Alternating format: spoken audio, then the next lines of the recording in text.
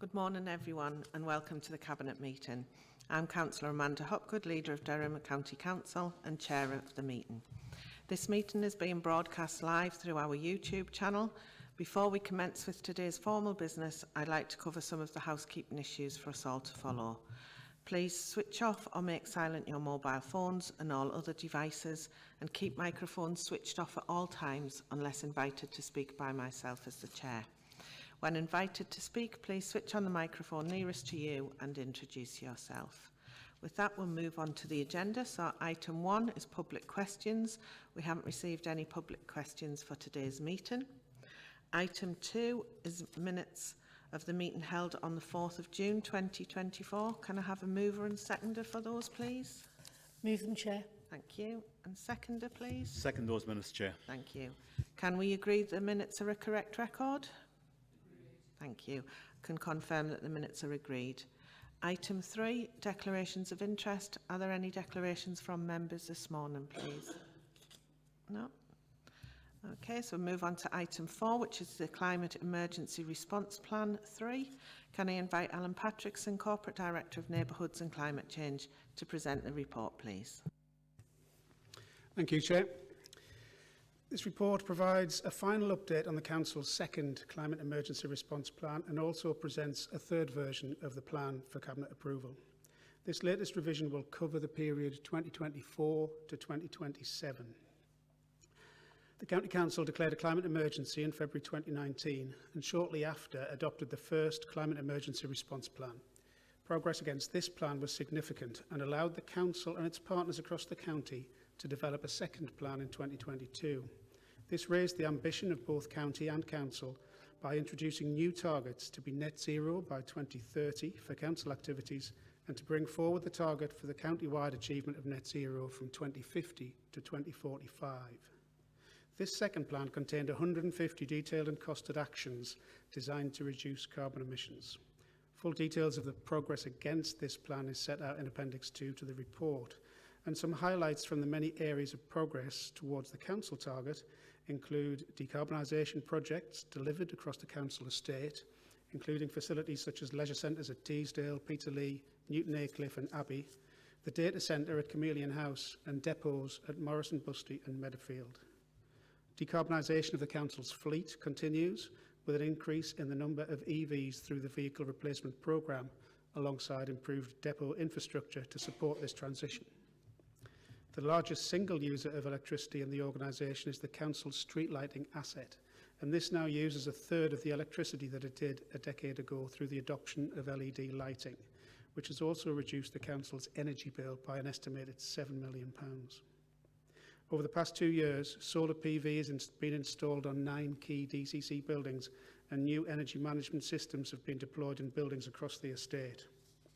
The European-funded low-carbon depot at Morrison Busty is now complete and operational, powered by a 3-megawatt solar farm, which alongside a 2-megawatt battery installation has allowed the entire operational depot, including office buildings, workshops and a horticultural nursery, to be completely off gas. Alongside this, the Council's efforts to deploy nature-based solutions for carbon sequestration continue through extensive tree planting, woodland improvement and peatland restoration projects.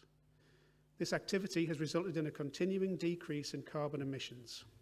Measured on the same basis as previous plans, a reduction of 61% against the Council's baseline has been achieved.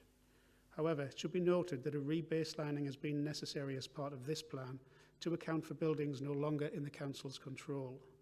This is necessary to comply with the Greenhouse Gas Protocol for emissions reporting and has resulted in an actual carbon reduction of 62.7% against baseline. Projects across the wider county include the work of the Council's Housing Solutions team on decarbonisation and home insulation, work on district heating schemes and mine water projects, including the innovative Seaham Garden Village, the continuing support given to small businesses through the Business Energy Efficiency Project, which is built on a successful track record with new funding through the Shared Prosperity Fund. 45 hectares of land have been planted under the Woodland Creation Programme and a further 27 will be planted to complete this by 2025. The outcome for county-wide emissions is also a continuing decreasing trend, with a reduction of 54% against the baseline year, albeit with a small increase between 2020 and 2021 due to the reduced activity through the COVID pandemic. Paragraph 51 onwards outlines the approach of this new third version of the Climate Emergency Response Plan. Alongside the rebasing of carbon emissions, it should be noted that the time period for this plan has been extended from 2 to 3 years. This will allow for 2 3-year plans to cover the period from 2024 to the target date of 2030. The full plan is attached at Appendix 4, with the action plan at Appendix 5. The plan is broken down into 7 key themes, and it should be noted that while many of the items in this action plan are costed and budgeted, a number are not and will rely on external funding to fully deliver. The Council has a strong track record in attracting external funding for low-carbon initiatives from sources such as the European Region Development Fund, the Public Sector Decarbonisation Scheme, the Shared Prosperity Fund and others. Chair, the recommendations are in paragraph 14 to note the progress against SERP 2, to note the necessary rebaselining position and to adopt SERP 3. Thanks, Alan. Can I invite Councillor Mark Wilkes, Cabinet Portfolio Holder for Neighbourhoods and Climate Change, to move the report, please? Morning, Chair. Thank you. I'm pleased to be bringing this report to you today. 2 years ago, I brought to Cabinet our second Climate Emergency Response Plan, which, in keeping with both the letter and the spirit of the Council's Climate Emergency Declaration of 2019, set ambitious new targets for carbon reduction for both the Council and for the wider county. And since then, the progress has been substantial. We have supported our communities and our businesses, harnessing their considerable ambition to take County Durham forwards as a cleaner, greener, with a cleaner, greener future. We've looked at our own operations and activities and have refurbished and upgraded our building stock to reduce our dependence on fossil fuels, and we are delivering our agreed strategy to do the same with our fleet. Many of our offices and leisure centres now make use of low carbon and renewable technologies. We have over 60 low-emission vehicles in our fleet compared to 6 when Labour ran this council, and we are putting in place the infrastructure and the policies needed to increase this rapidly, while still maintaining our essential frontline services and saving money. We have developed renewable energy sources, harnessing wind and solar, which not only reduces our carbon dependency, but also saves this council money and helps to insulate us from the vagaries of the energy market. Our low-carbon depot at Morris and Busty is a flagship example of what can be achieved when the ingenuity and ambition of our council and our officers is fully funded and supported. We have continued to ensure that nature-based solutions play their part wherever possible, and we continue to seek solutions that benefit both carbon reduction and our ecological recovery efforts. From the high peatlands of the Pennines to the work on our coastal partnerships on developing blue carbon solutions, we are finding ways to deliver a cleaner, greener, low-carbon county. Chair, this plan is our third emergency response plan and is once again extensive, comprehensive and ambitious. The plan period has been altered to allow for 2 further 3-year plans before our target year of 2030. This emphasises the urgency of our work, focusing our priorities into key themes, detailing the areas that we must address to mitigate the impact that climate change will have on our lives and our communities. Within each one, there is a costed action plan, bringing forward solutions that benefit our environment and our communities. As with our previous plan, each section also includes an ask of government. The new government in Westminster must make net zero a priority and follow this up with funding and legislative backing so that we can all deliver on these global ambitions. Chair, I'm proud, both as a Liberal Democrat and as a part of this joint administration, of the incredible work we are achieving for the first time in generations to lift the economic growth of our county up to the level that it should be, by leading the way in the green jobs recovery. Our commitments to tackling climate change is having huge dividends, bringing world-class businesses to our county. Netpark and Jade, prime examples there. We had the foresight to elevate the position of our climate team, recognising the immense financial as well as environmental benefits of having a strong, low-carbon team. The officers we have working in this department are doing amazing things, and across the council we have brought in compulsory climate changing for all to ensure that there is an end to silo working and making tackling climate change at the heart of what all departments do. In the last few years, we've secured more external funding than ever before, invested more council resources than ever before, and we are seeing environmental and financial benefits as a result. Chair, colleagues, I want our council to take the next step, having elevated ourselves to best in the region at tackling climate change, to leading the way and being the best in the country, bringing investment, jobs and prosperity that this county so badly needs. This plan sets out what we'll be doing to play our part tackling climate change across the next 3 years and beyond, and it will also help us to lead the way in the future to a stronger and greener economy. And I'm happy to move the report in the knowledge that we are achieving great things, but still have more to do. Thank you, Chair. Thanks, Mark. Can I invite Councillor Ted Henderson, Cabinet Portfolio Holder for Children and Young People, to second the report, please? Thank you, Chair. I welcome this revised climate emergency response plan. It is encouraging to see in this report just how much progress we have made in decarbonising our estate. The work that we continue to do with our communities and businesses, and the success that we have had in attracting external funding. Decarbonising our own buildings and operations is essential to make our assets fit for the future, and the plan that is set out here is thorough and comprehensive. The rebasing of our emissions reporting in line with the Greenhouse Gas Protocol is an important piece of work, bringing our data up to date and ensuring that it remains so in the future. Funding is critical to our success, and while we have a good track record of winning funding bids, the available national funding has continued to be short term and interim in nature. Longer term strategic funding is a key ask of the government. It is also essential that as we move to a low carbon economy, that we bring communities along with us. So, excuse me. We know that people are becoming increasingly aware of the impact of their activities on the planet and are looking for ways to reduce this. In support of this, the concept of a fair and just transition, ensuring that no community is left behind in the move to low carbon technology, is embedded in this plan and is central to delivering significant and long-lasting change. Chair, I am pleased to second this report. Thank you. Thanks, Ted. Is there anyone else wishing to speak to the report, please? Okay, can we agree the report and its recommendations? Agreed. Okay, I can confirm that the recommendations are agreed. Item 5, Adoption of Homelessness and Rough Sleeping Strategy 2024 to 2029 and the Delivery Plan.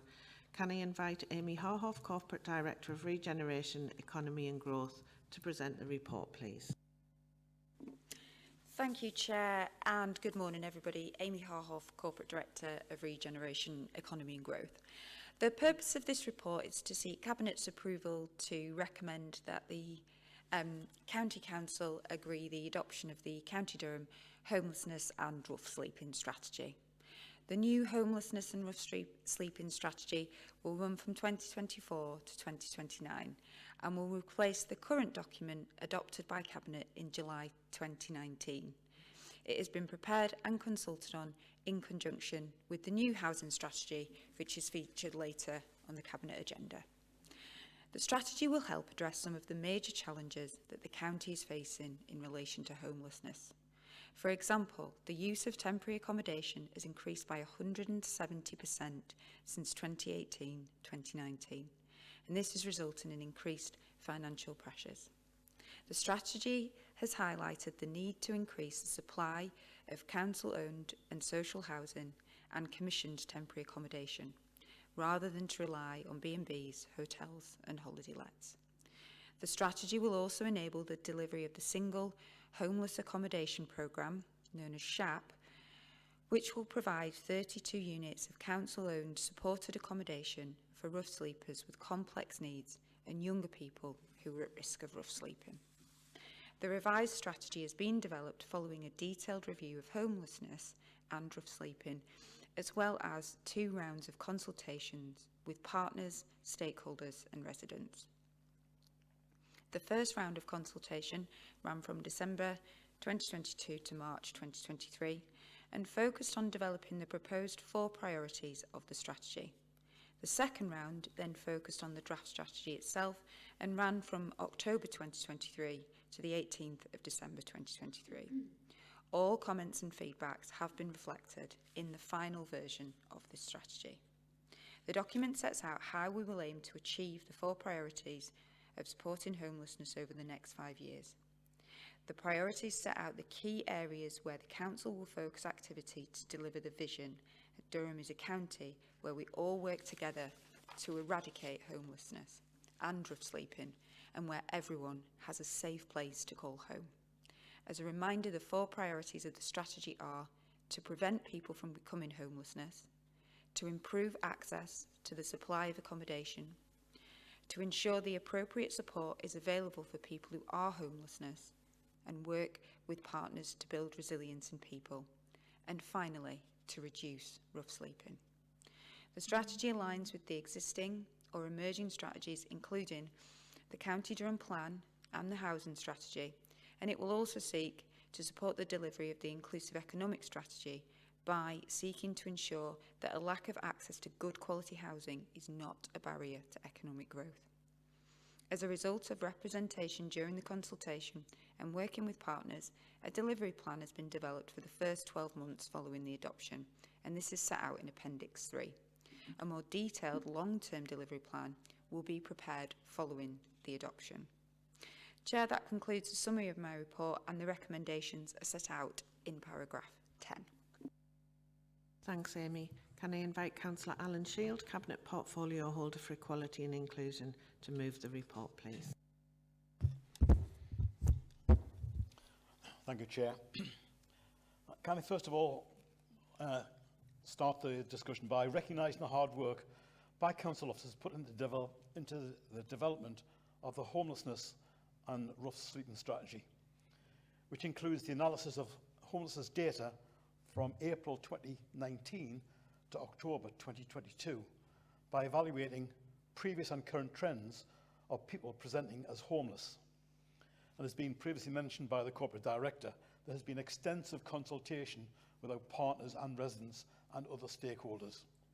And they have been fully engaged with in the process of making this a clear and focused document with overwhelming support for the vision and 4 priorities, and further strengthens my argument that evidence enhances the accuracy of strategic decision making. This strategy aligns its priorities with the government's Ending Rough Sleeping for Good, which sets out a clear definition of what government means by ending rough sleeping. That is, to be prevented wherever possible, and where it does occur, it is rare, brief and non-recurrent. The strategy highlights the challenges that we as a housing authority suffer and details how we tackle the complex causes of homelessness by focusing on the prevention and early intervention, working collectively with our partners and other interested parties, including our socially registered housing associations. The strategy has highlighted the need to progressively increase the supply of council-owned and commissioned temporary properties, increasing from, I understand, 2 properties to 144. And that was rather than relying on the bed and breakfast, hotels and holiday lets, which was having a negative effect on the council's finances and NTPF saving requirements. The strategy will be delivered in partnership with the introduction of a multi-agency homelessness forum to provide a strategic framework to ensure that Durham County Council is well positioned to maximise any future funding opportunities. And as been previously stated, the outcomes and actions in this 12-month delivery plan will ensure that there is no delay in delivering this strategy.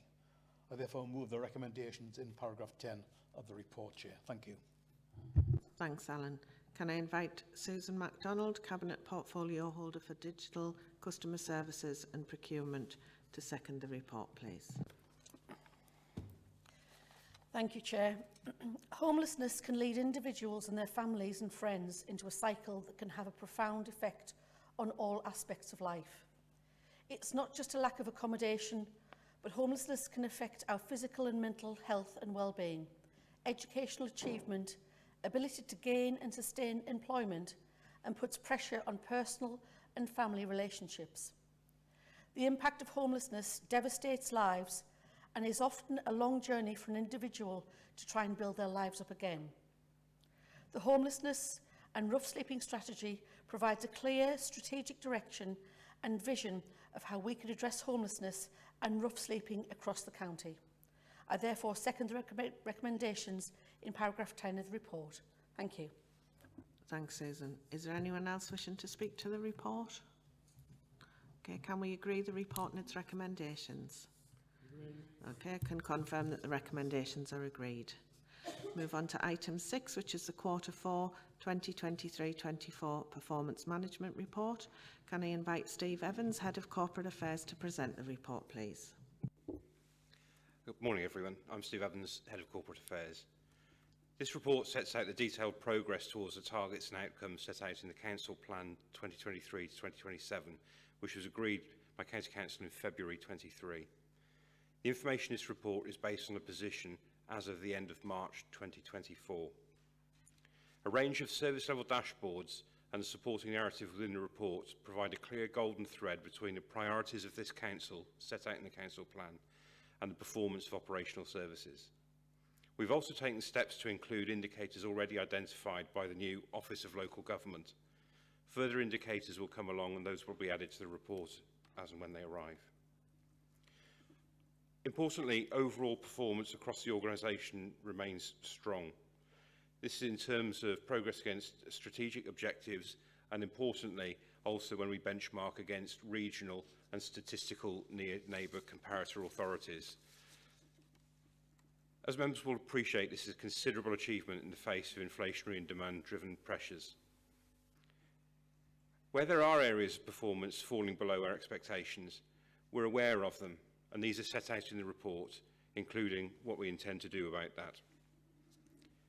The main performance report is attached to Appendix 2, and the executive summary pulls out some of the key highlights. Greater detail is contained in the chapters of the report, which link directly back to the Council Plan. The performance data presented here will be reported to the Thematic Overview and Scrutiny Committees in the coming weeks, where there will be a chance for a more in-depth analysis of the Council's performance and for them to feed back. Cabinet are asked to note the content of the report. Thank you. Thanks, Steve. Can I thank Steve and his team for this detailed and comprehensive update on our performance against the targets and actions set out in the Council Plan. This Council continues to deliver strong performance. This is despite the challenges and additional demands created by the impact of growing demands and inflation-driven headwinds. My Cabinet colleagues may wish to, in particular, to highlight aspects of this report associated to their own portfolios, but there are a number of areas which, as Leader of the Council, I wish to highlight. In terms of areas where we are performing well, I was pleased to note that in relation to our stated priorities, the following. Our economy. Employment levels are at the highest levels for 20 years and unemployment remains low. There is a growing demand for jobs and the balance within the labour market is starting to shift, with more people achieving higher levels of education and training. Average wages for residents within the county are growing. The number of inward investments attracted to the county is significantly higher than the annual target, and we have recorded increased attendances at all our cultural events, strengthening our position as the culture county and contributing significantly to the local economy. Our environment. Domestic waste diverted from landfill continues to be better than target and performance is improving. Kilograms of waste collected per household remains consistent. Contamination of recycled collection continues to improve following targeted education and enforcement activity. Park and ride usage is better than last year, driven by the cessation of free after 2 p.m. off-street parking in January 2024. Our people. Demand for early help and statutory support for children and families remains consistent with previous trends.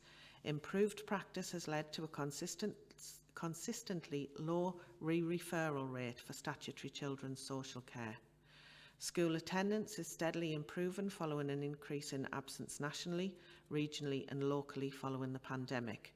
We are working closely with partners to develop a new partnership protocol, working together to support school attendance. In adult social care, annual review performance is improving.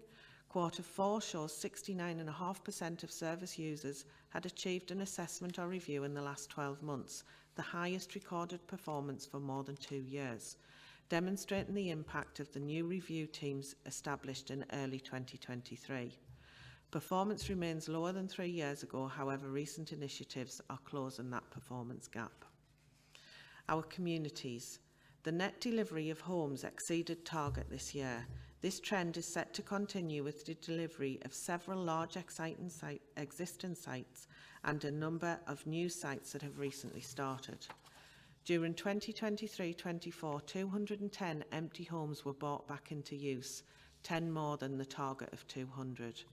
And we continue to see lower levels of fly tipping following a proactive approach towards perpetrators. As a result of our ground maintenance services, there is also a high level of cleanliness across County Durham. Response times to rectify highway defects are better than or near target for all 3 defect categories. Our council. Sickness per full-time equivalent has further decreased and is now 0.33 days lower than 2 years ago. Almost 2/3 of our employees recorded no sickness at all over the last 12 months. Year-end collection rates for council tax and business rates remain consistent with previous years, and the latest benchmarking data shows we are performing well compared to other North East councils, with the highest collection rate for council tax and the 3rd highest for business rates. We are continuing to provide strong support to our most vulnerable residents through our financial support schemes.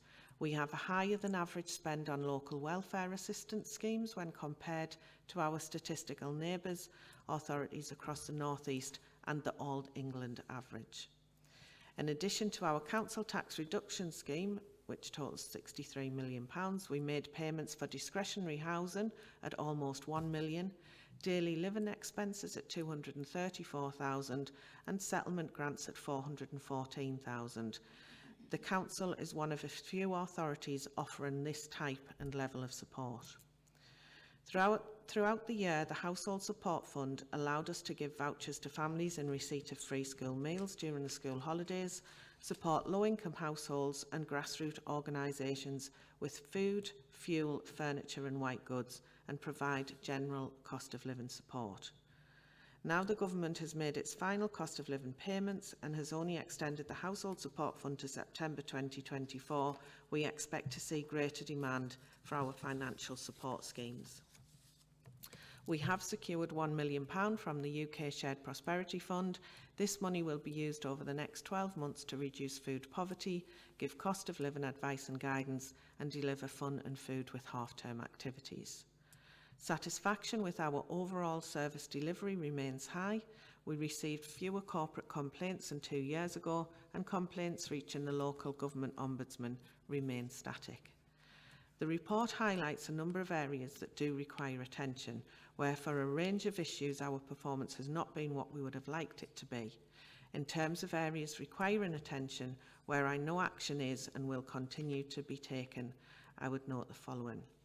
Although overall statutory demand for children's social care remains consistent, the number of children and young people receiving intensive support is relatively high. The services reviewing these trends and learning will feed into strategic placement sufficiency work and preparation for the implementation of the care review proposals. Requests for new education, health and care plans increased substantially between 2019 and 22, and have continued at a very high level in 2023, which is impacting on capacity in the service to achieve timely assessments. A comprehensive action plan is in place driving improvements to the EHCP assessment process and educational psychologist capacity, which have begun to have an impact on the system. We expect the waiting times and waiting list for educational psychologist advice to steadily reduce and overall timeliness to steadily improve throughout the next financial year. There are a range of other areas to note which are summarised in the executive summary of the main performance report in Appendix 2, paragraphs 4 to 64. Greater detail is contained within the respective chapters and dashboards. With that, I'd propose that Cabinet note the report. Can I ask if anyone from Cabinet would like to speak? Yeah, Councillor Scott. Yes, thank you, Chair. I just wanted to comment on the strong economic performance compared to previous years. I think 3 years in to our tenure, this is clear evidence that the Joint Administration's approach to economic growth is working. And I'd like to say a thank you to all of the teams across the Council who've been involved with this work, because it is so important to our future in the county. So that the development and implementation of a clear, inclusive economic strategy was what we needed to do, and that's really paying off now. Our strong engagement with partners in education, in the private sector and in the third sector is really showing its worth. And our positive and forward-looking approach to our key sectors, including advanced manufacturing, digital and fintech, electrification, life sciences, space and satellite, and of course Culture County, are all present in those really good statistics that we've seen today. So thank you. Thanks, Elizabeth. Susan? Thank you, Chair. While my portfolio is very much on the operational side of the Council, it doesn't mean anything stands still. On the procurement side of the business, it's great to see us being recognised nationally for some of the fantastic work that's become business as usual for us. Our procurement team and partner organisations were once again recognised at the National Procurement Go Awards, where our County Durham Pound was shortlisted in 2 categories. We received highly recommended recognition for the Social Value Award and winners of the Best Collaborative Procurement Award. All credit to the team, as there was a huge amount of competition from other authorities from across the country. And we continue to collaborate across my portfolio with business services and digital services working together to develop a proposal to pilot the functionality of AI software using Microsoft's Copilot's integration for meeting support. The aim of this pilot is to evaluate Copilot's effectiveness in enhancing productivity, streamlining meeting processes, and improving overall employee collaboration.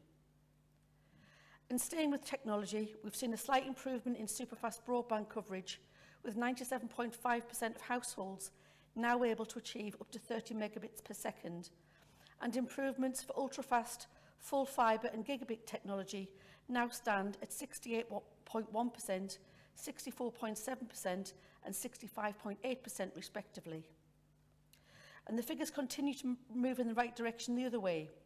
The reduction in homes and businesses with speeds of less than 10 megabits per second is particularly good, as these are our hardest to reach areas.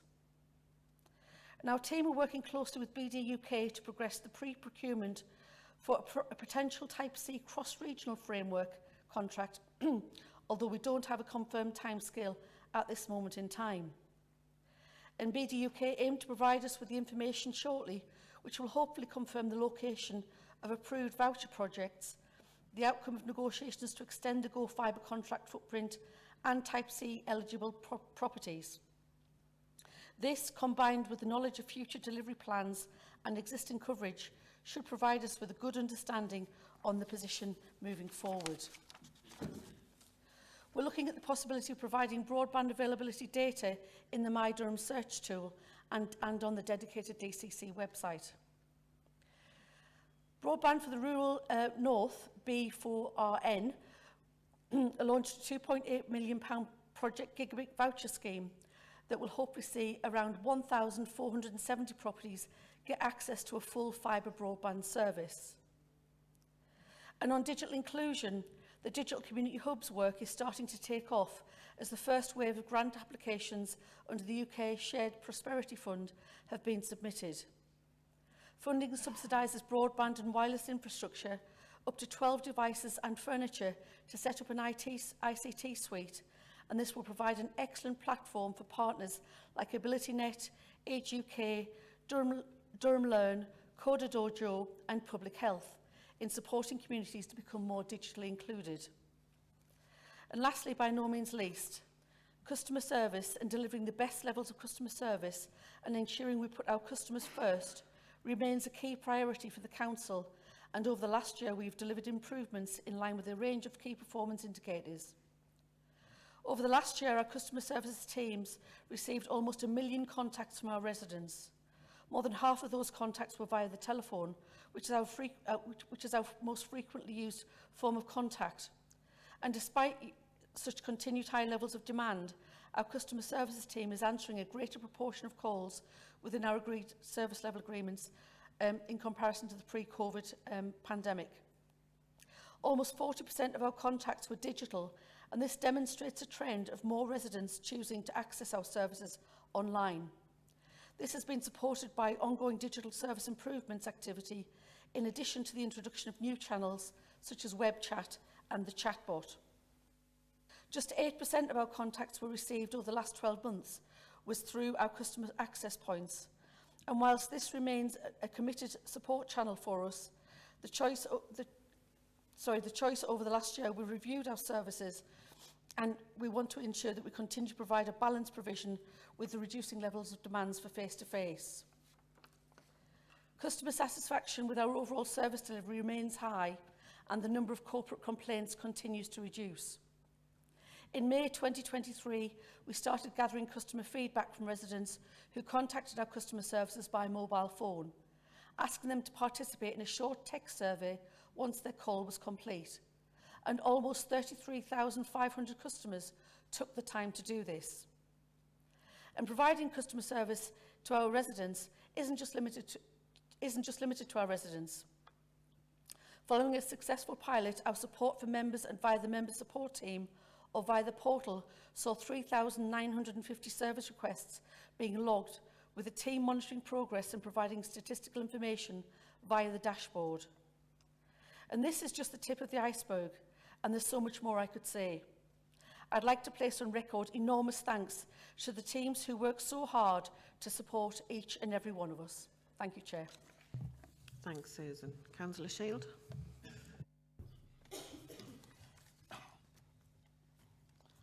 Thank you, Chair. Your comprehensive outline of the Council's performance has somewhat given a précis to what I want to talk about this afternoon, and that's the housing benefit and council tax reduction scheme that we operate. But moreover, the application for claims and new claims for council tax and housing benefit, and also the change in circumstances. And just to give an enhanced explanation, on council tax, the target for new claims is 21 days. We're actually achieving that in 17 days.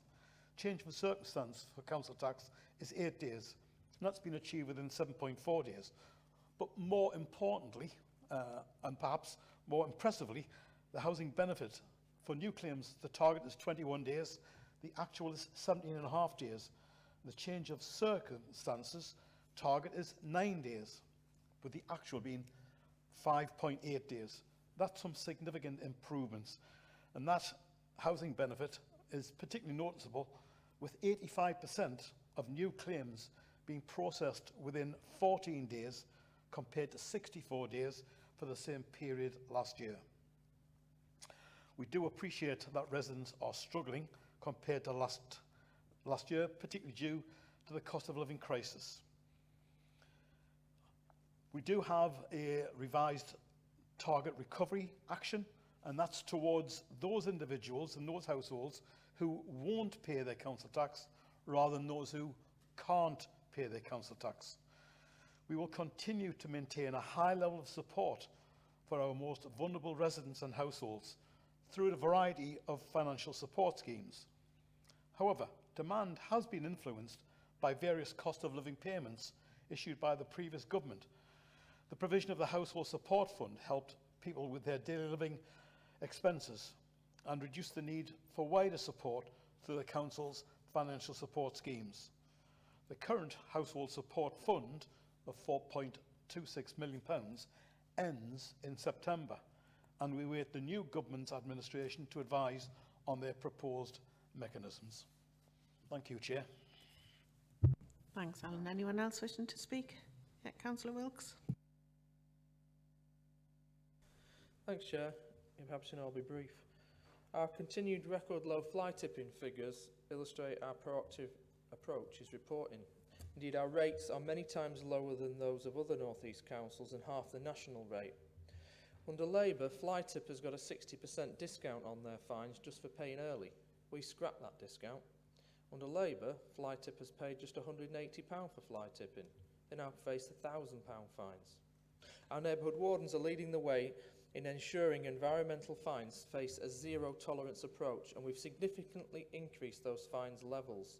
In addition to fine increases, we've brought in new, even higher fines for repeat offenders for littering, graffiti, fly posting and household duty of care.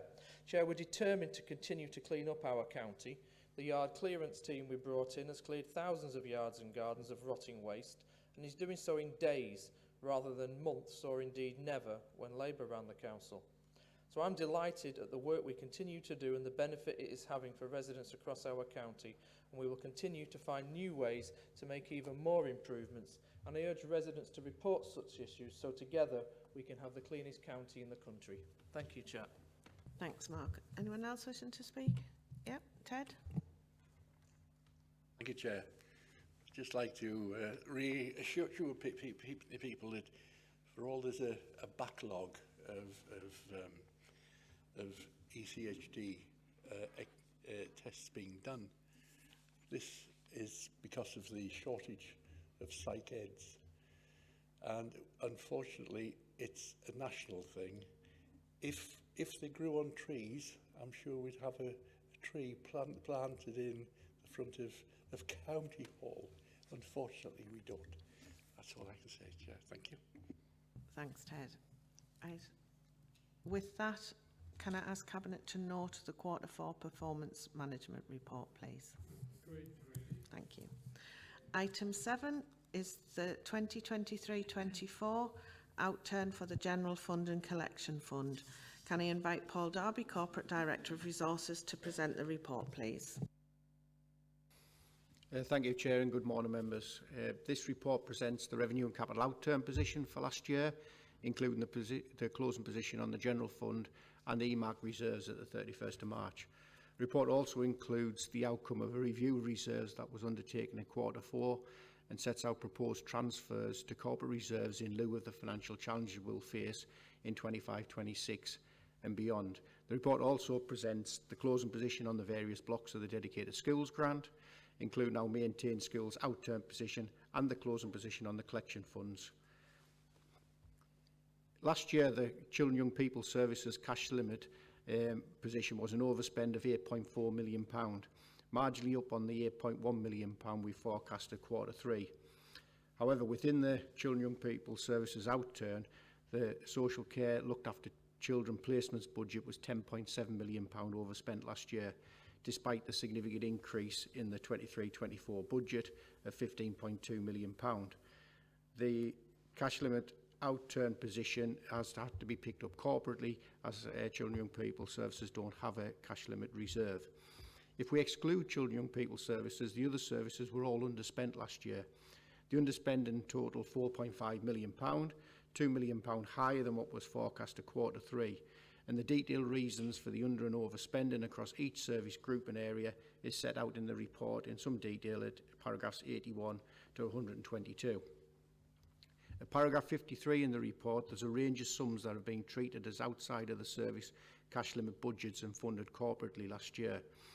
Also treated as outside the cash limit was the reduced income in our leisure centres during the closures linked to refurbishment under the transformation programme, totaling 735,000, and from reduced usage post-COVID of 820,000 that was addressed in the 24-25 base budget. The final housing benefit subsidy loss last year was 2.4 million, and there was an overspend linked to the pay award last year of around £2 million net of vacancies, with both of those items being required to be adjusted in the base budget for the current year also. These additional costs were, however, offset by underspends in our energy budgets last year of 2.8 million, in our capital financing budgets of 3.9 million, and from additional interest earned on investments of £7.7 million.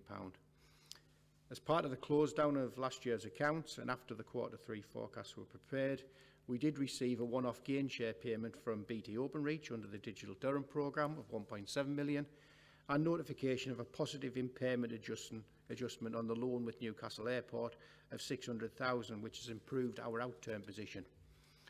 In overall terms, the general reserve was £32.1 million at the 31st of March, which equates to 5.67% of our overall net budget requirement, and therefore the council's within the policy agreed by council, and at £1.7 million is at the lower end of that policy agreed by council in February. The improvement in the general reserve position from Q3 is largely down to the gain share payment from Digital Durham and from the loan, the airport loan adjustment. At paragraph 19, we've summarised the reserves that have been replenished as part of the reserves review that I referenced earlier.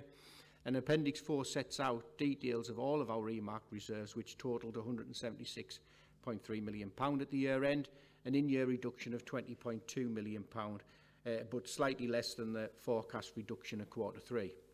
The reserves position is set out in more detail at paragraphs 56 to 71 of the report, which again highlights our relative position in terms of the CIPFA Resilience Index.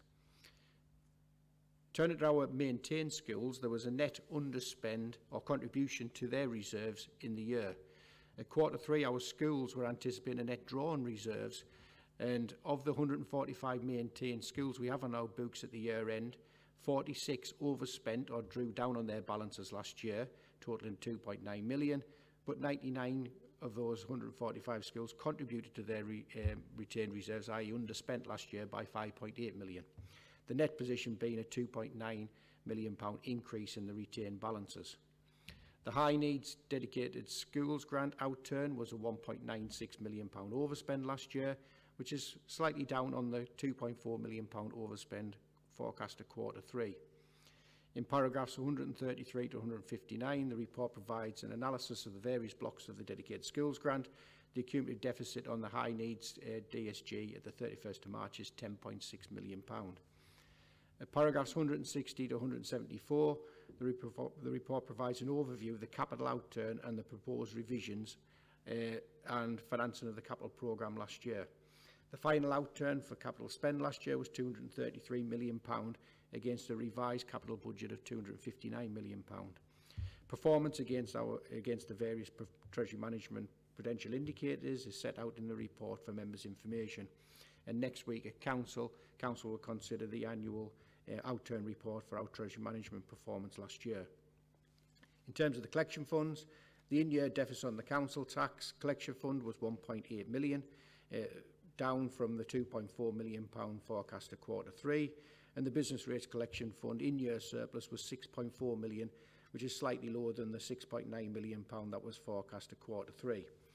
Taken together and factoring in the undeclared surpluses and deficits at the 31st of March 23, the overarching position is a £1.4 million surplus on the collection funds, above the net £686,000 that was declared as part of the 24-25 budget setting, resulting in a net undeclared surplus of £653,000 carrying over in the 24-25 collection fund.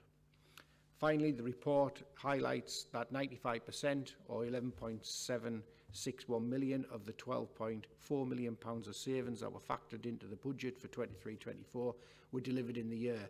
And where those savings were not delivered, this was largely down to timing issues in terms of delivery, and where not, services are working up mitigating actions to address that position. Chair, the recommendations are set out at paragraph 35, and included in these are a request for Cabinet to endorse and approve the amendments to the capital programme and the transfers of reserves that have been actioned in the Statement of Accounts. Thank you. Thanks, Paul. Can I invite Councillor Richard Bell, Deputy Leader and Cabinet Portfolio Holder for Finance, to move the report, please? Thank you, Chair. I'd like to thank the Corporate Director and his team for this very comprehensive and thorough report, which provides a detailed breakdown of our financial performance across the last financial year and the position at the year end. Over the last few years, our financial performance has been impacted by high inflation and high bank interest rates, together with legacy issues caused by the pandemic. This has been compounded by the pay award over the last few years coming in over the budgeted sums. For example, the 23-24 fixed pay award equated to 6.5% increase in our budget, 1.5% more than our budget, and the same amount more than our council tax increase. While inflation is now thankfully back to normal levels, our residents and businesses have also been impacted by these issues over the last few years, which has driven additional demand and costs our way, as we've sought to help vulnerable families and businesses at these difficult times. Many of the issues highlighted in this report, therefore, were issues that impacted our 24-25 budget setting as well. It's pleasing to note that with the exception of Children and Young People Services, all the other service groupings had an in-year cash limit underspend last year. The CYPS outturn was, however, a cash limit overspend of £8.4 million to year end, which has once again required a transfer from corporate reserves to offset this at the year end. If we ignore schools reserves, which as we have heard have increased, the overall level of reserves held by the Council has reduced by just over £14 million when compared with the position at 31st of March 23, a 6% overall reduction in year, with earmarked reserves reducing by general reserve is in line with, albeit at the bottom end of, the policy agreed by Council in February, with this equating to 5.7% of the Council's net budget requirement. Holding a general reserve at this level is appropriate for an organisation of this size and complexity and with the risks we manage. The report sets out details of the review of reserves undertaken in Q4 and actioned at year end to realign and strengthen our corporate capacity as we plan ahead for MTFP 15 and beyond, another demonstration of the prudent financial management of this Council by the Joint Administration. The reserves held at 31st of March 24 are once again inflated by grant funding in Q4 that has been carried over to meet commitments in the current year. Details of the grant funding and sums held on behalf of third parties, which total nearly £23 million at 31st of March, are included in Appendix 4. The net outturn position across the Council Tax Collection Fund and the Business Rates Collection Fund showed an improvement on the Q3 forecasts we considered in March, with a net surplus across both funds of £1.4 million compared with a previously forecast net surplus of £686,000. In terms of the capital programme, it's pleasing that £233 million of capital expenditure was delivered last year, a record amount. While this was £26 million less than what was budgeted for, there are good reasons for this underspending, and as the report outlines, the budget and funding is to be reprogrammed, and I support the carryover and augmentation of the current year's budgets in this regard. In summary, Chair, this report continues to demonstrate that the Council has strong financial resilience and exercises prudent financial management. This resolve and our balance sheet strength will surely continue to be tested and will be required going forward now as we face the challenges we are facing now and in the future. And with that, Chair, I move the recommendations as set out in the report, paragraphs 35 and 36. Thank you. Thanks, Richard. Can I also add my thanks to those of Councillor Bell, to Paul and his team for this detailed report, and to all the budget managers across the Council for their continued effective management of their budgets across the year. Managing the budget is difficult due to the scale and complexity of the Council, with inflationary and demand pressures making it challenging to set and maintain spending within budget. It is pleasing, therefore, that generally we have come in under budget and that the overspending in Children and Young People Services was able to be offset by corporate underspends and effective Treasury management. It was pleasing to see an improvement in the high needs DSG overspend to the year end, down from the £2.4 million overspend forecast at Q3 to an overspend of just under £2 million to year end, with the cumulative deficit held increasing 10.6 million at 31st of March 2024. Addressing these in-year and cumulative deficits in high needs is surely something the new government must tackle over the coming years. As a joint administration, we have focused on delivery, and so it is particularly pleasing that last year we delivered £233 million of capital expenditure, dwarfing the previous record levels of capital investment delivered in any one year. Not surprisingly to us, both of those 2 years were when we were in charge of the council as well. This investment includes £24.9 million spent on repairing and maintaining our highways, an initial investment of £18.3 million towards a £60 million scheme at Net Park Phase 3, an initial £16.2 million towards a £38 million investment in a new primary and secondary school at Belmont, a £13 million investment as part of our leisure transformation programme, and a £9.4 million investment from our disabled facilities programme to ensure vulnerable people are able to stay in their own homes. This certainly isn't an example of an administration who doesn't want to improve the economy or doesn't want to invest in County Durham. In addition, these investments, major schemes at bus service at the bus station, the Storey and at Spennymoor Primary School were all concluded, and work finally commenced on bringing the DLI building back into use. Our capital programme is significantly improving our infrastructure. The Council's facilities and services provided to the public with a capital programme of £361.9 million budgeted for 24-25 and a £232.5 million budgeted for 2025-26. With that, I am happy to second the recommendations as set out in the report at paragraphs 35 and 36, including the amendments to the capital programme to reflect slippage in the reprofiled capital programme, and in doing so pass on my thanks to everyone concerned in the delivery of the capital programme last year. And in conclusion, I would very much like to state that County Durham is open to business and will continue to invest in the way that we have in the last 3 years. Thank you. Is there anyone else wishing to speak to the report? Can we please agree the report and its recommendations? Okay, I can confirm the recommendations are agreed. Item 8, adoption of the County Durham Housing Strategy and Delivery Plan. Can I invite Amy Harhoff, Corporate Director of Regeneration, Economy and Growth, to present the report, please? Thank you, Chair. Good morning, everybody. Housing is essential to our places and our economy and our sense of security. And Durham County Council and County Durham have a strong track record in delivering homes. Indeed, overall and consistently, County Durham meets its housing delivery targets within its county plan, delivering up to 1,500 homes a year. However, we do have a number of challenges in the housing market, and particularly with the viability and delivery of affordable homes. The purpose of this report is to seek Cabinet's approval to recommend that the Council agrees the adoption of the County Durham Housing Strategy.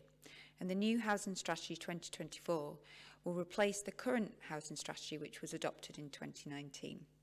The document has been prepared and consulted on in conjunction with the new Homelessness Strategy. The Housing Strategy has also been developed following 2 rounds of consultation with partners and stakeholders, including our residents.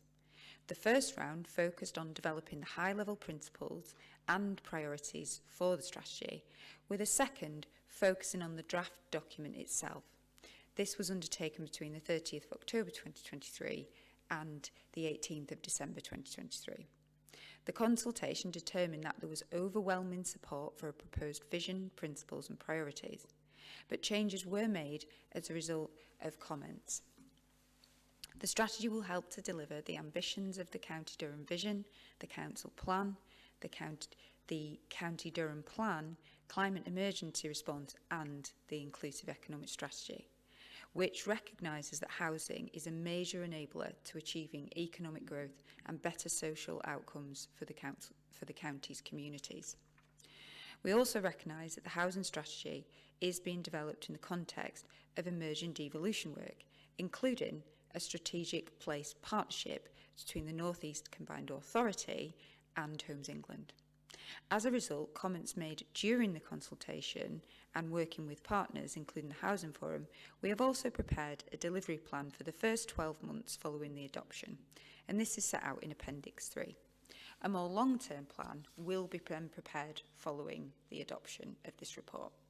Chair, that includes my summary, and the detailed recommendations are set out in section 11. Thanks, Amy. Can I invite Councillor Elizabeth Scott, Cabinet Portfolio Holder for Economy and Partnerships, to move the report, please? Thank you, Chair. Can I begin by recognising the hard work put into the development of the housing strategy by council officers and partners, and thanking residents and other stakeholders who've engaged in the process of making this a clear and focused document.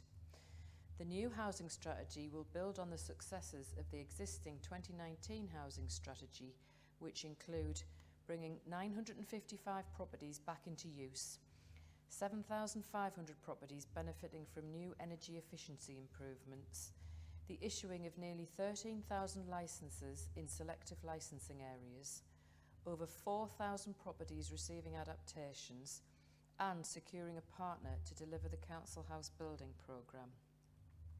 The County Durham Housing Strategy provides a framework to inform the actions and investment of the Council and its partners, and will ensure the Council is well positioned to maximise future opportunities for funding support. It also sets out the strategic direction for housing activity in County Durham and seeks to achieve a vision to provide good quality housing that meets everyone's needs, is affordable and supports the creation of great places to live. The actions and outcomes in the 12-month delivery plan that has also been prepared will ensure there is no delay in delivering the strategy as the Council develops a longer-term delivery plan. I therefore propose the recommendations set out in paragraph 11 of the report. Thanks, Elizabeth. Can I invite Councillor Alan Shield, Cabinet Portfolio Holder for Equality and Inclusion, to second the report, please? Thank you, Chair. The housing strategy aims to make County Durham a place that has good quality homes that meets the need of existing and future residents and that they can afford. It will also support economic growth, contribute to an improved health and create maintained, sustainable and mixed balanced communities, which was acknowledged in the consultation process, which received overwhelming support for the vision, principles and priorities of this strategy. I therefore second the recommendations in paragraph 11 of the report. Thank you, Chair.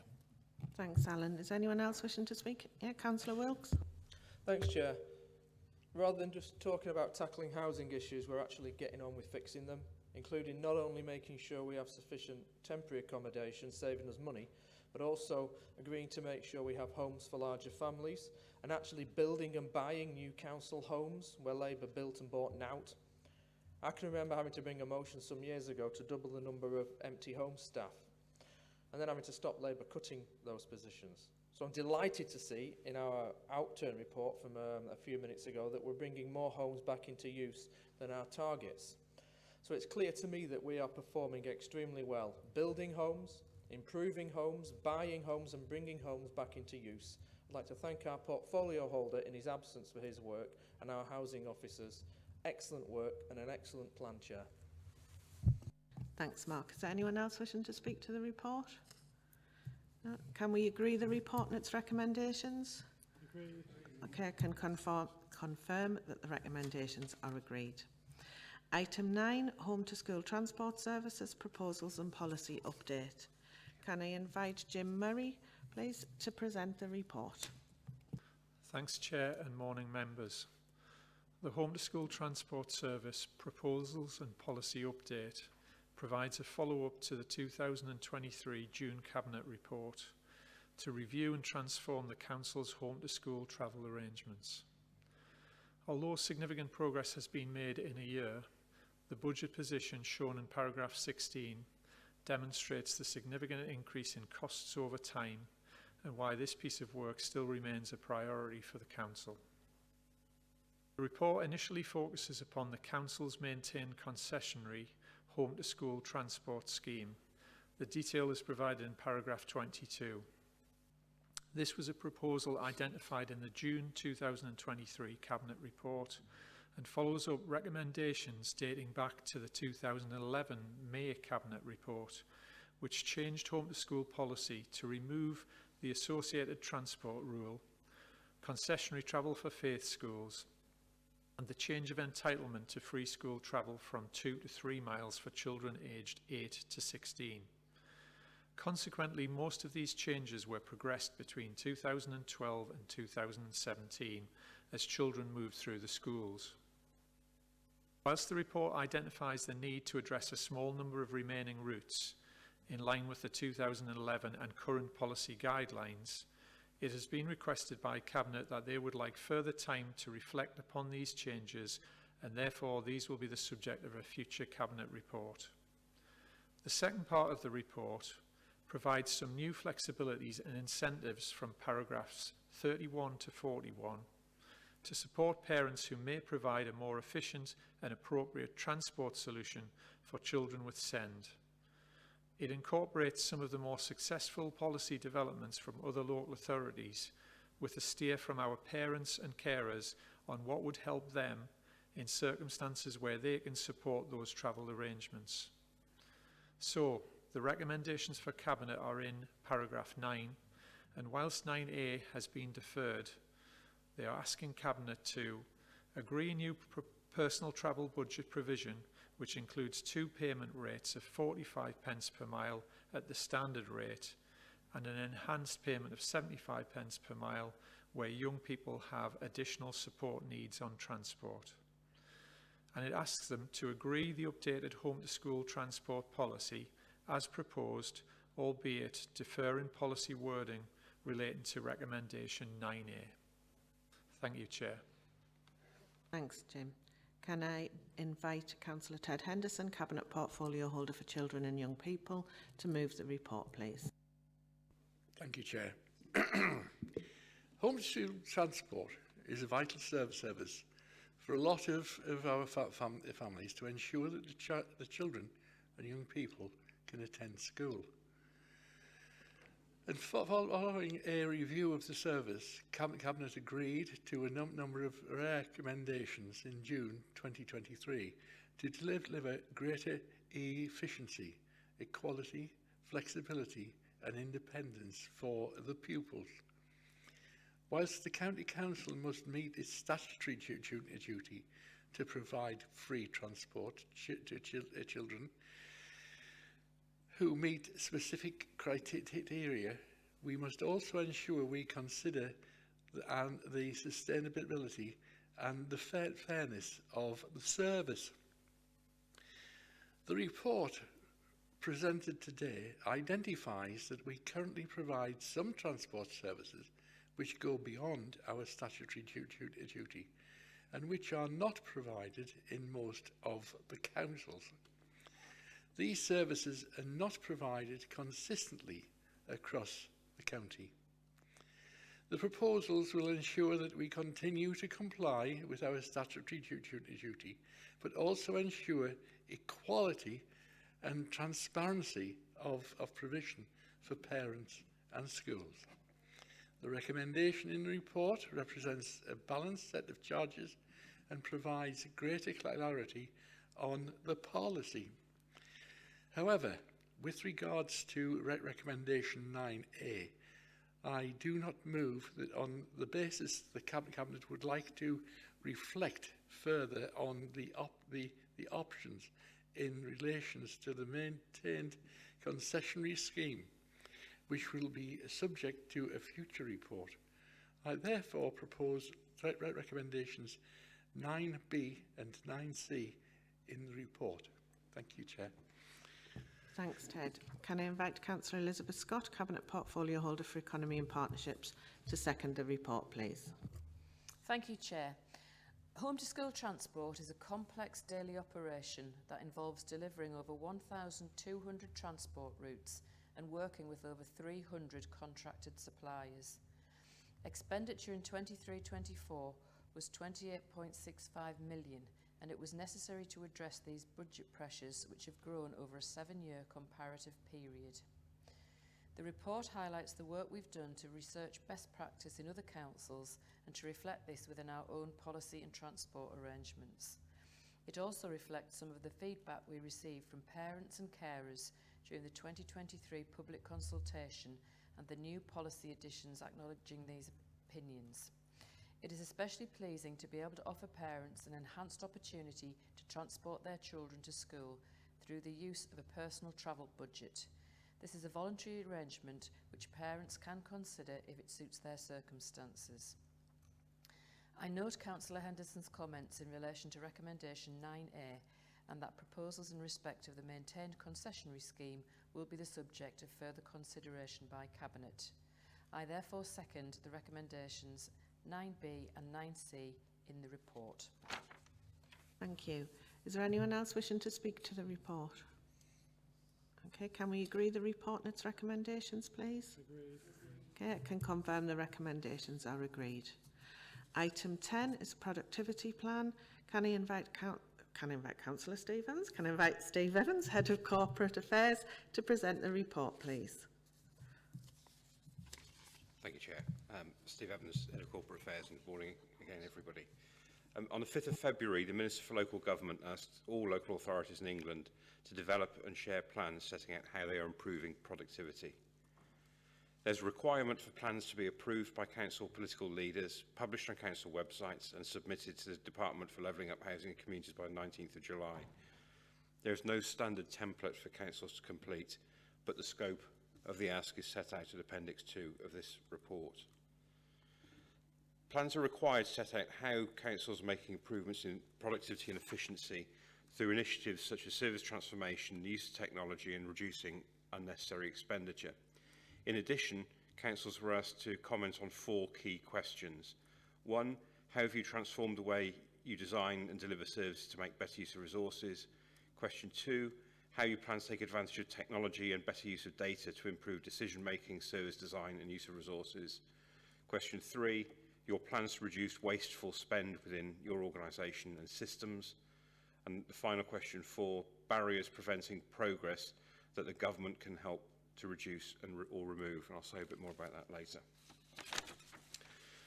As you would expect, the responses to all of these questions can be found in the plan, which is set out at Appendix 3. We've also included several links in the plan to pre-existing sources of publicly available information that this council produces, and if government wish to delve deeper, then they can do so. To aid transparency, we've also included a plan on a page which summarises our long-standing and successful approach to improving productivity. And in this council, there's a good story to tell in relation to that. The productivity agenda saved over £260 million over the last 14 years and a workforce reduction of 3,000 employees. However, it should be noted that the scale of financial challenges in this council and our peers across the country is considerable. This has and will continue to lead councils to make tough choices about what to prioritise or to deprioritise, unless national government makes changes to the policies which drive unnecessary demand, alongside associated changes to the funding model for the sector. To this end, we've worked with neighbouring authorities and representative groups across the sector, such as the LGA, County Council Network, Society of County Treasurers, SIGOMA and others, to identify a common set of structural barriers that the government can help to remove. We hope that this approach will ensure consistency of message from the sector to the new government and provide a single voice about the practical reforms that they can take to introduce to aid the productivity and alleviate service demand pressures. Subject to Cabinet approval, the plan will be published on our website and sent to the new Department for Housing, Communities and Local Government by the 19th of July deadline. The recommendation is that Cabinet approve the productivity plan as set out in Appendix 3 of the report. Thank you, Chair. Thanks, Steve. Can I thank Steve and his team and the senior officers that have contributed to this report. The local government sector has faced some significant challenges over the last 14 years from a whole range of issues such as rising demand for statutory services, the cost of living crisis, the pandemic, the ongoing impacts of climate change. All of this is a backdrop to the continued squeeze in public spending, which has seen this council's core spending reduced by £260 million since 2010. Our productivity plan sets out this council's obligations to ensuring efficient and effective service delivery, but importantly, it also sets out what national government can do for the sector in order to make it more sustainable. The new national government has a unique opportunity to set out an ambitious policy agenda to do this.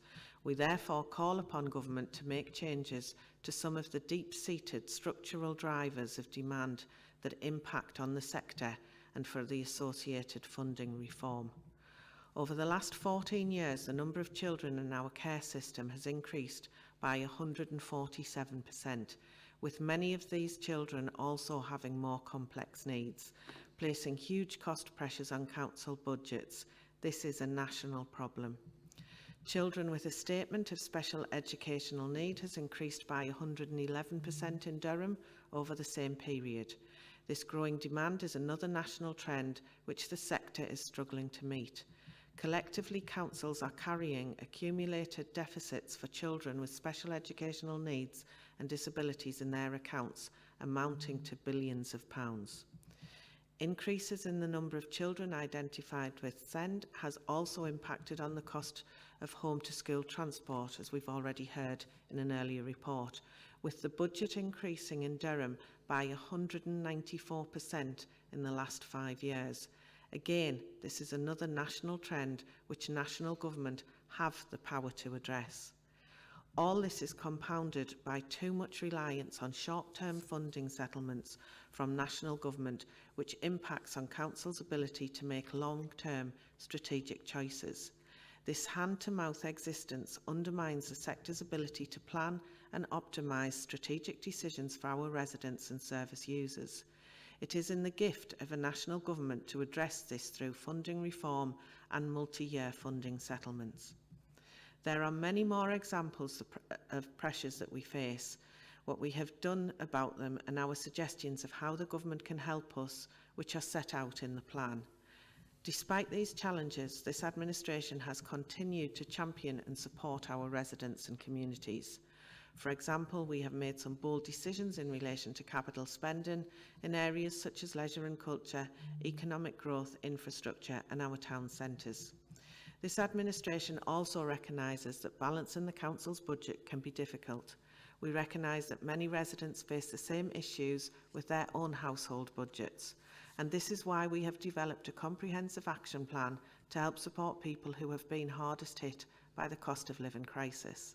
This includes our local council tax reduction scheme, which is the only scheme in the North East that provides a 100% discount on council tax payments to all financial vulnerable households. This council delivers. Now we call upon central government to do the same. I'd like to therefore move the Cabinet approve this productivity plan. Can I invite Councillor Richard Bell, Deputy Leader and Cabinet Portfolio Holder for Finance, to second the report, please? Thanks, Chair. This council has a reputation for being a well-run authority with good governance arrangements and traditionally strong finances. The evidence of good governance is set out in this plan and demonstrates why this is the case. We have processes in place to ensure that we demonstrate value for money.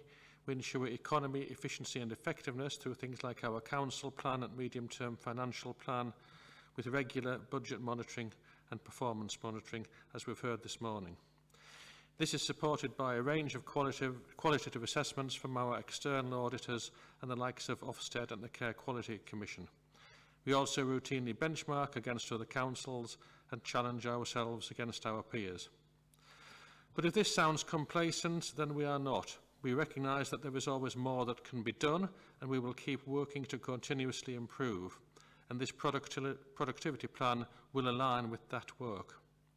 The productivity plan provides a useful summary of information, that's plans, strategies, monitoring data, etc., to answer the 4 questions posed by the last Government Minister Simon Hoare, reproduced in full in Appendix 2, which I'll paraphrase as the barriers preventing progress that government can help remove, our plans to reduce wasteful spend, how we take advantage of new technology, and how we've already transformed the way we design and deliver our services. I'll speak briefly on the barriers point. We have set out in this plan a range of suggestions from our own experience and that of our peers across the sector. We hope that the new government seeks to address these. Without this, there is a real risk that the sector is unsustainable and councils will be left providing little more than statutory services. We will, I hope, soon see how the new government views productivity plans in particular and local government in general. The starting point for reform must sit with substantial overhaul of the formulae for the distribution of grant funding and resetting the quantum of funding into the sector. This must also be fairer and based on needs and demand, including a return to multi-year funding settlements, reform of the adult social care precept, reform of home to school transport, regulation of the children's social care market, and an end to costly one-off funding bids. Additionally, business rates need to be reset to redistribute income more equitably. Local taxation needs to be reformed so that it does not adversely affect areas such as ours with a low tax base and high resident university student population. Reform of the council tax system is required because increasing council tax raises different amounts of money in different parts of the country and is not related to need or demand. Durham is hampered by having relatively low property prices, which unfairly limits an essential source of income needed to address local issues. In comparison, areas with greater affluence and less need have the ability to raise significantly more revenue through council tax. The national government has the ability to address this funding flaw. The development of this plan has been coordinated with others across the sector, so we are speaking with one voice to the new government about the national reforms we would like to see to make the sector more sustainable. Thus, productivity plans will form part of our wider campaign to influence the new ministerial team in DLUC. I think that our plan effectively summarises the work we have done to improve productivity in the council. I hope that the government acknowledges this and works with the sector to overcome the problems all councils are facing now, and I would therefore like to second the report. Thank you. Thanks, Richard. Does anyone else wish to speak on the report? Yeah, Councillor Wilkes. Chair, in the words of a previous Cabinet member, I wasn't planning on speaking on this item, but wasteful spending. I'm reminiscent of the £12,600 a year clothing allowance Labour paid their chairs and vice chairs, and we had to fight to get it scrapped. If you remember, the Prime Minister called it Giorgio Armani, and the scented, heart-shaped and multicoloured post-it notes Labour allowed staff to buy, and the £11,000 of uneaten buffets at the back of council meetings. This council's come a long way since the bad old days of Labour. Chair, there's always opportunities to find new ways to do things better, to find savings. The local government has a multi-billion-pound shortfall, every council across the country. So national government needs to stand up now, this new government, and it needs to reform things, and it needs us to provide us with the funding that we need so we can get on with providing quality services. So I fully support what both the Chair and Vice Chair have said, and I support the report, Chair. Thanks, Mark. Anyone else wishing to speak? Okay, can we agree the report and the recommendations, please? Agreed. Okay, I can confirm the recommendations are agreed. Moves us on to item 11, which is Maintain Schools Budget Plans 2024-25. Can I invite Paul Darby, Corporate Director of Resources, to present the report, please? Thank you, Chair. This report provides an overview of the budget plans agreed by the 145 maintained schools that we have on our books at the end of last year. The report sets out the responsibilities of our schools governing bodies and of myself as the Section 151 officer in terms of agreeing those school budget plans. The report highlights that 16 schools converted to academy status in 23-24 and that the cumulative retained surplus balances of the 145 maintained schools at the end of March was 26.6 million, an in-year increase of 2.9 million as I outlined earlier in the outturn report. The initial budget plans for the coming year for these 145 schools factor in an anticipated £4.5 million draw on these reserves to balance the budgets, reducing the retained reserves to a forecast £22.1 million at the 31st of March 25. Within this, 42 schools have set a budget that would result in a surplus and a contribution of £2.2 million to their reserves in year, but 103 have had to use a draw on their reserves in order to balance their budget, totaling £6.7 million. Whilst there were 10 of our 145 schools who had a deficit balance at the 31st of March 24, totaling £800,000, all of these schools have set a budget plan this year which would turn this around and produce a surplus position by the end of March 25. No schools therefore require a licensed deficit budget to be agreed this year, the first time in many years, and due to the close working between the education and finance teams, plus the availability of some additional funding made available by the DFE, totaling £582,000, which has helped these schools to in most financial difficulty. 23 schools have been supported using that funding. This funding is, however, one-off, and unless this further funding is made available in the current year and into future years, a number of our schools will face some significant challenges in balancing their budgets for 25, 26 and beyond. Chair, the recommendations are for Cabinet to note the report. Thanks, Paul. Can I invite Councillor Ted Henderson, Cabinet Portfolio Holder for Children and Young People's Services, to speak to the report, please? Thank you, Chair. I'd like to move that we note the report as tabled, and in doing so, I would like to thank Paul, John Pearce and their teams for the continued support being provided to our 145 maintained schools. As has been said, this is the first time in many years that our Chief Financial Officer has not had to exercise his delegated powers to agree a licensed deficit budget for any of our maintained schools, in no small part due to the additional funding provided by the previous government, which has allocated 23 of our most financially challenged schools. Our maintained schools are budgeting to utilise £4.5 million of their retained balance in 24-25, which is ultimately required will see maintained balances reduced to £22.1 million at the end of this financial year. It is important that we support but also challenge our schools to properly manage their budgets and ensure the school leadership teams, including their governing bodies, are living within their means, and ensure they balance their books, which can mean difficult decisions having to be made. With that, Chair, I propose the Cabinet note the report. Thank you. Thanks, Ted. As the report is for note and there's no requirement for a seconder, but would anyone else wish to speak to the report? No. Can I ask Cabinet therefore to note the report? Thank you. Item 12 is County Durham Minerals and Waste Policies and Allocations Document Adoption. Can I invite Amy Harhoff, Corporate Director of Regeneration, Economy and Growth, to present the report, please?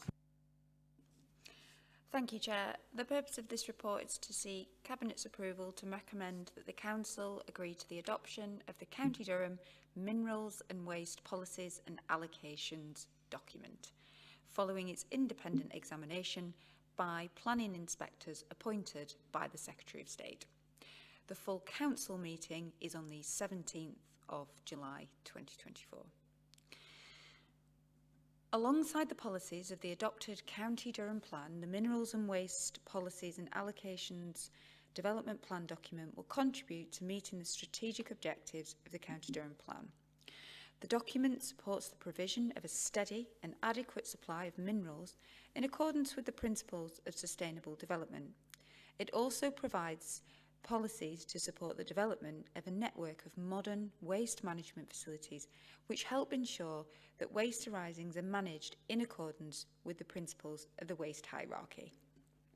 The document was submitted for examination to the Secretary of State for the then Department of Levelling Up Housing and Communities on the 3rd of July 2023 under Regulations 2022 of the Town and Country Planning Act, Regulations 2012. An examination in public of the document took place between the 26th and the 28th of September 2023. This was through public hearing sessions overseen by 2 appointed independent planning inspectors. Following the public hearings, further consultation then took place between the 26th of January and the 8th of March 2024 on a schedule of main modifications to the document and other supporting documents.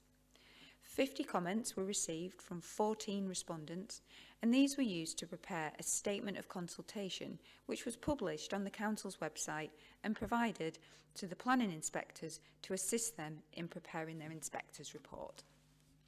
The inspector's report was then published on the 24th of May 2024 and is included as Appendix 1 in this report. The Planning Inspector's report concluded that the document was legally compliant and sound and provides an appropriate basis for the planning of minerals and waste in the county, provided that the main modifications are made prior to its adoption. This report recommends that the Council, as local planning authority, adopts the document, incorporating all main modifications as set out in the Inspector's report presented in Appendix 2 and additional modifications as presented in Appendix 3. On adoption of the report, it will replace all remaining saved policies from the existing Minerals Local Plan of December 2000 and the Waste Local Plan of April 2005. Following the adoption, any person aggrieved by a document may, under Section 113 of the Planning and Compulsory Purchase Act 2004, make an application to the High Court to challenge it, either on the grounds that it is not within the appropriate power or procedural requirement has not been required with. Such an application must be made within 6 weeks of the adoption. Chair, that concludes my summary of the report, and the recommendations are in section 11. Thanks, Amy. Can I invite Councillor Mark Wilkes, Cabinet Portfolio Holder for Neighbourhoods and Climate Change, to move the report, please? Thank you, Chair. On the 1st of July 2020, I proposed and secured with fellow councillors, including Councillor Shield, the refusal of the extension of the Bradley West open cast coal mine. At the time, it wasn't just about protecting the amenity of local residents. It was also about drawing a line in the sand and taking that next step to a zero carbon future. This new document will further help our councillors and officers to protect against inappropriate developments.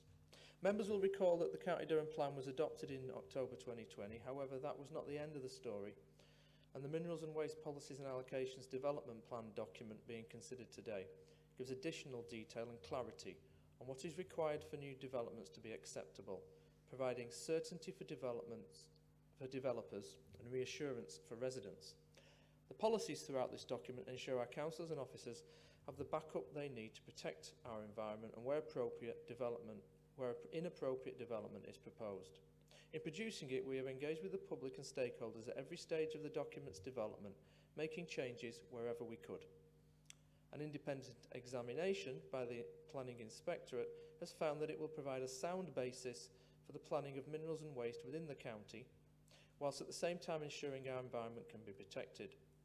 I therefore recommend to Cabinet that they agree the recommendations in paragraph 7 of the report. Thank you, Chair. Thanks, Mark. Can I invite Councillor Elizabeth Scott, Cabinet Portfolio Holder for Economy and Partnerships, to second the report, please? Thanks, Chair. This document will ensure that we are planning for mineral extraction and waste management in order to provide the infrastructure, buildings, energy and goods the county needs. I therefore second the recommendation to Cabinet that they agree the recommendations in paragraph 7 of the report. Thank you. Is there anyone else wishing to speak to the report? Okay, can we agree the report and its recommendations? Okay, I can confirm the recommendations are agreed. So item 13, there's no other business for the meeting. I'd like to thank everyone for taking part and to those members of the public and media who've watched the meeting online. That concludes the meeting for today. Thank you.